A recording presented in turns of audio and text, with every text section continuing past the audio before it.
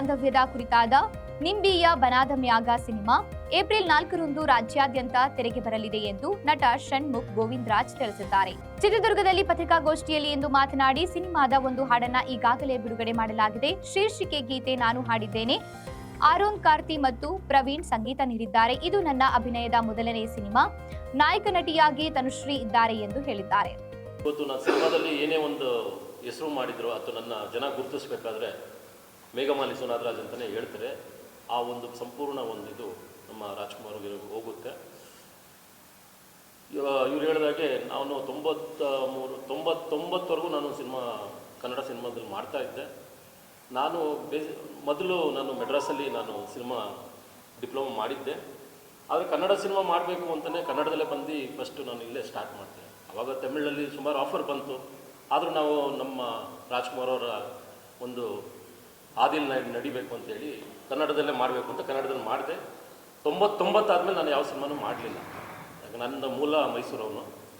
99 ಆದಮೇಲೆ ನಾನು ಮಾಡಲಿಲ್ಲ.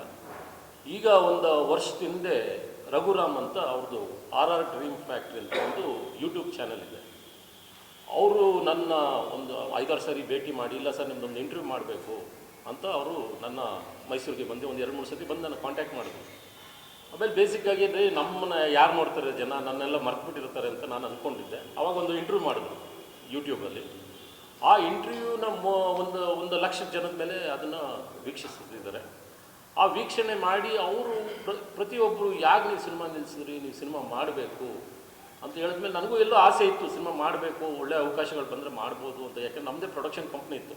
ನಾವು ಪ್ರೊಡಕ್ಷನ್ ಕಂಪ್ನಿ ಫಸ್ಟು ಸ್ಟಾರ್ಟ್ ಮಾಡಿದ್ದೆ. ನಾನೇ ಸಿನಿಮಾ ಮಾಡಬೇಕು ಅಂತ ಏನಿರಲಿಲ್ಲ. ಪ್ರತಿ ವರ್ಷ ಒಂದೊಂದು ಸಿನಿಮಾ ನಾವು ಮಾಡಬೇಕು ಅಂತ ನಮ್ಮ ಒಂದು ಆಸೆ ಇತ್ತು.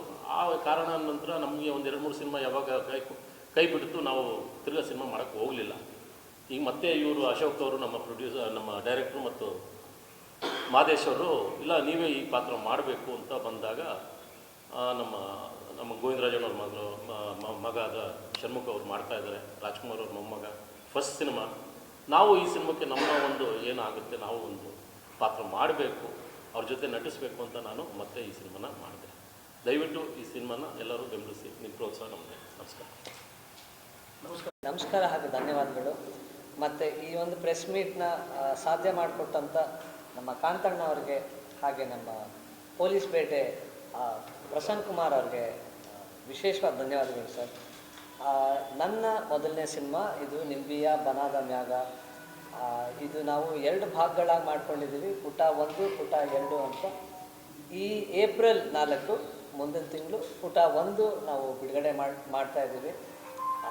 ಅದು ಬಿಡುಗಡೆ ಮುಂಚೆ ನಾವು ಎಲ್ಲ ಊರಿಗೋಗಿ ನಮ್ಮ ಸಿನಿಮಾ ವಿಚಾರನ ಎಲ್ರಿಗೂ ಮುಟ್ಟಿಸ್ಬೇಕು ಅಂತ ಹೇಳಿ ನಾವು ನಿರ್ಧಾರ ಮಾಡಿಕೊಂಡು ನಿನ್ನೆ ಚಿಕ್ಕಮಗಳೂರು, ದಾವಣಗೆರೆ ಮುಗಿಸ್ಕೊಂಡು ಈಗ ನಾವು ನಮ್ಮ ದುರ್ಗಕ್ಕೆ ನಾವು ಬಂದಿದ್ದೀವಿ. ನಿಂಬಿಯ ಬನಾದ ಮ್ಯಾಗ ಈ ಸಿನಿಮಾದ ನಿರ್ದೇಶಕರು ಅಶೋಕ್ ಕಡಬ ಅವರು, ಹಾಗೆ ನಿರ್ಮಾಪಕರು ಶ್ರೀ ಮಾದೇಶ್ ಅವರು. ಅವರ MGPX ಎಂಟರ್ಪ್ರೈಸಸ್ ಅಂತ ಹೇಳಿ ಆ ಬ್ಯಾನರಲ್ಲಿ ಈ ಸಿನಿಮಾನ ಅವ್ರು ತಯಾರಿಸಿದ್ದಾರೆ. ಮತ್ತು ನನ್ನ ಜೊತೆ ಈ ಸಿನಿಮಾದಲ್ಲಿ ನಮ್ಮ ಸುನಾದ್ರಾಜ್ ಸರ್ 90ರ ದಶಕದಲ್ಲಿ ಮೇಘಮಾಲೆ ಅನ್ನೋ ಸಿನಿಮಾ ಬಂದಿತ್ತು. ಆ ಸಿನಿಮಾದ ಮೂಲಕ ಅವರು ಆ ಚಿತ್ರರಂಗಕ್ಕೆ ಪಾದಾರ್ಪಣೆ ಮಾಡಿದರು. ಅದಾದಮೇಲೆ ಒಂದು 3-4 ಸಿನಿಮಾ ಮಾಡಿದರು.